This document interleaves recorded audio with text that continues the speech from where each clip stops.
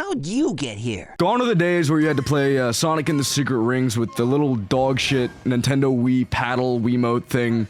One of the biggest issues with the game is now thrown out the window because of this project that's been out there for a while now, Sonic Project Reignition, which is just Sonic and the Secret Rings, but it actually plays like a game now.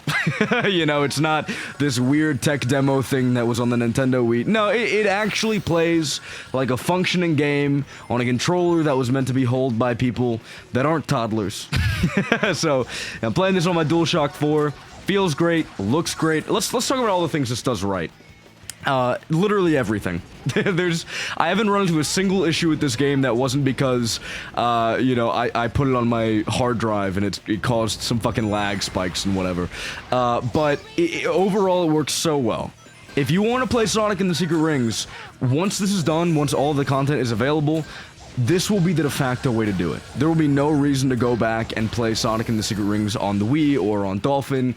Even if you're mapping the controls and making it play a little bit better on Dolphin, the only reason to do that would be posterity, because everything is here. It looks beautiful. The model, oh my god. Sonic and the Secret Rings had one of the flat-out best Sonic models I think we ever got. That and Black Knight just knocked it out of the park. Something about it looks so good. I love the aesthetic. I love the aesthetic, and I'm really surprised people don't use it more in like fan games, and I don't know. It just doesn't get used enough, is the TLDR of that rant. That little sidestep. But overall, game does everything it needs to do, does everything correct, everything properly.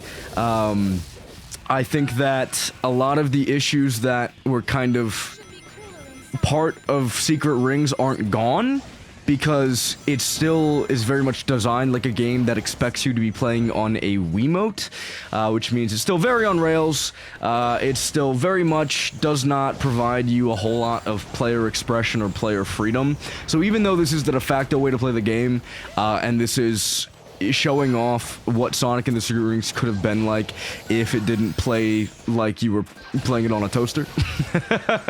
Or like, I don't know, if you weren't playing it on a fucking iPhone where you bend the screen back and... Bend the screen? Not, you know what I mean, twist the screen back and forth. Even though it shows it being an actual game, you know, a lot of the things that are a holdover from the devs being like, yeah, they're not going to be able to do tight turns, they're not going to be able to do this, that, or the other, they're still here. And a lot of people are comparing it to Project 06, which completely changed the way that people discuss Sonic 06, because it shows that the bones of the game were actually good, whereas the content that we actually ended up getting, it was just... It was undercooked. The skin, I guess, is what the issue was, not the actual bones and meat of the game. Whereas with this game, I think the bones are relatively flawed in their own right. It's not gonna become, there's like this amazing experience that is completely devoid of the things that made it one of the least fun Sonic games that was made. Yeah, the biggest issue is gone. Yeah, you can plug in a controller and just play it now, and that's awesome. But it's still Sonic and the Secret Rings, and I think there's some issues there.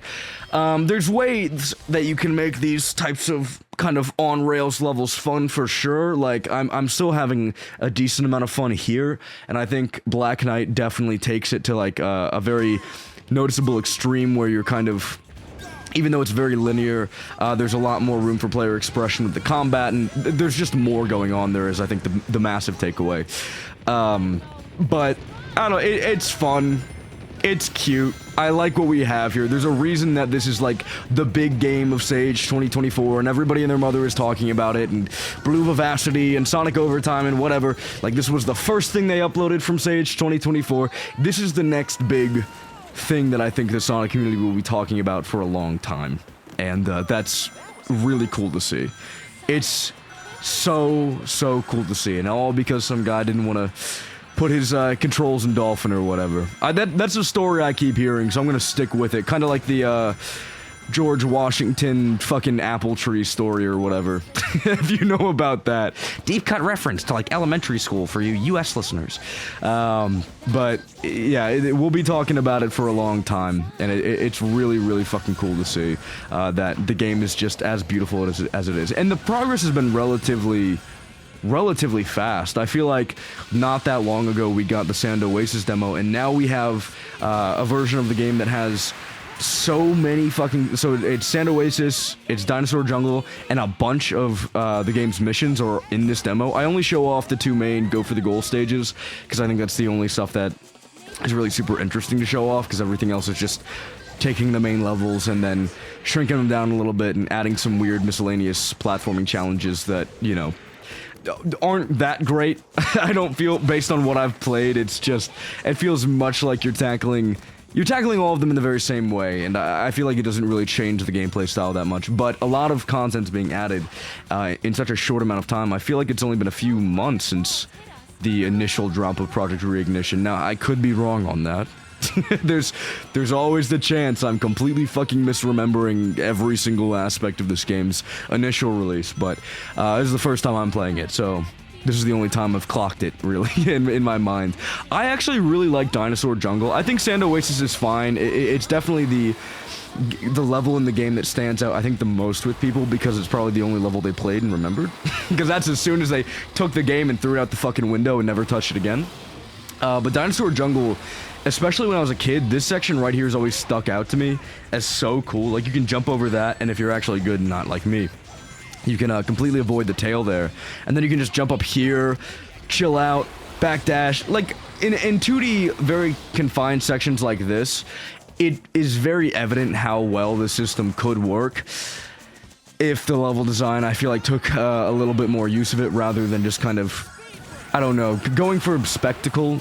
If that's kind of all it does. It's spectacle. There you hold the B button, and if you were playing on the fucking the Wii, you would just fling your controller forward and it would work, and it just, I don't know. It's very much spectacle, not a whole lot of interesting stuff going on. But that's not to say Project Reignition is bad. This is insanely cool. Definitely check it out. And if you like Secret Rings, you're gonna love this.